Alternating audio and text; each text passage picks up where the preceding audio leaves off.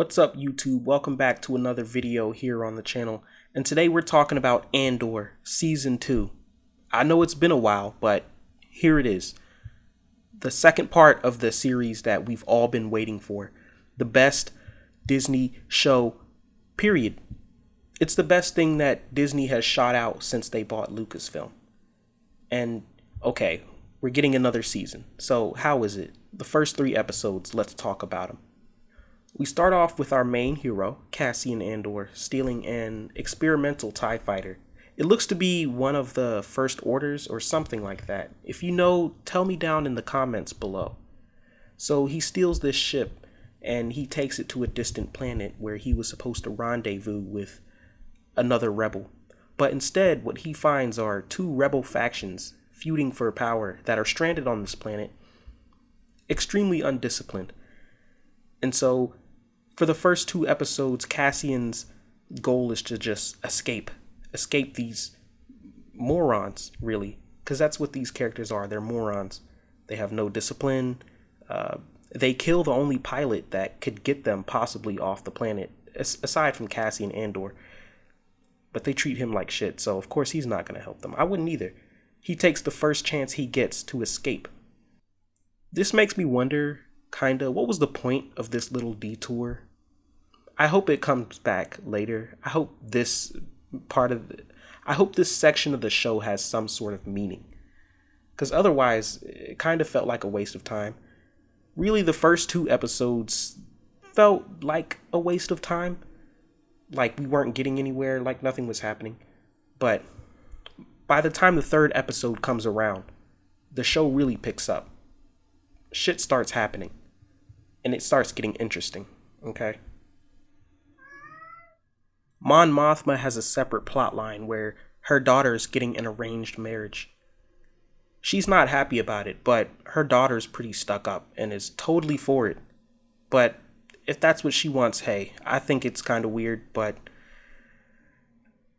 at least it's a subversion of the typical trope of the arranged marriage is evil and the person that's being arranged, they don't want to go into it. But here it turns the trope on its head, so that's not too bad. Mon Mothma is also having trouble with Tay Koma, her main money launderer. He's starting to get wise and he's starting to question, oh, why are my investments going bad? Because the rebels are ruining everything. Well, I mean, you're working for the rebels. I thought he would have known that by now some things weren't going to work out his way. So I feel like they're probably going to have to off him in the 4th episode. I mean, look at this guy. He has villain energy written all over him. And I thought that even in season 1. I thought this guy has to be evil in some sort of way. He has to be scheming, plotting something. But he got in the car with what looks to be Vel Sartha's lesbian lover. Very interesting. So you know he's finna die. He's in Luthen's crosshairs. He's highly suspect. You know Luthen wants him dead. This man is really no nonsense. No loose ends at all. Period. Meanwhile, we see Bix is living on a distant planet with some of Cassian Andor's friends and fellow rebels. It seems they're just laying low for a while. But, as so happens, trouble comes knocking. The Empire sends their version of ICE to hunt down the illegals. And, of course, this one ICE agent, he wants to commit SA, if you get my drift. Good thing Bix is no scrub. She really fights him off, which is claps for her. Nice. And then Andor comes just at the last minute to finish off the rest and take them off-world. It really comes together in this 3rd episode. The themes are all there. And they're very topical, too, with current world events and the current views towards illegal immigrants. I know some people, since Star Wars, man, it's a very right-leaning fan base. They might have a problem with this episode. They might say, oh, she's an illegal, oh, she deserves to get deported, if you will, and maybe even SA'd. Some people will say that. Some people will say that, which is unfortunate. I'm definitely not condoning such behavior. But I'm glad Star Wars, Lucasfilm, Disney had the balls to put a scene like this in one of their major franchises. Very interesting, very bold choice by them. Never saw this one coming. I mean, that's Andor for you. This show really does push boundaries when it comes to Star Wars.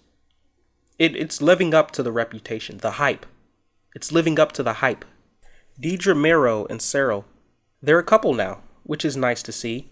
They have a meeting with Cyril's mom, which goes awry, and Deidre does something that's pretty nice.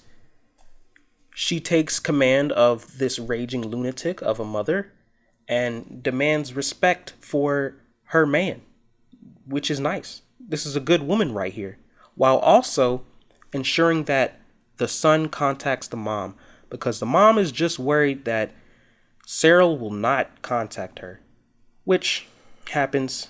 I'm guilty of that a little bit, and you might be too, dear viewer. Go talk to your mom, please.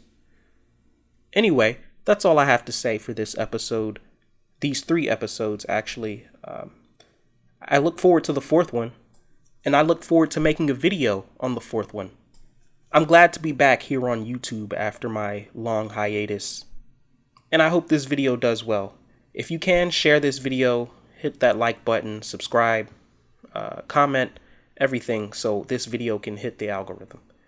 Thank you, dear viewer, and bye.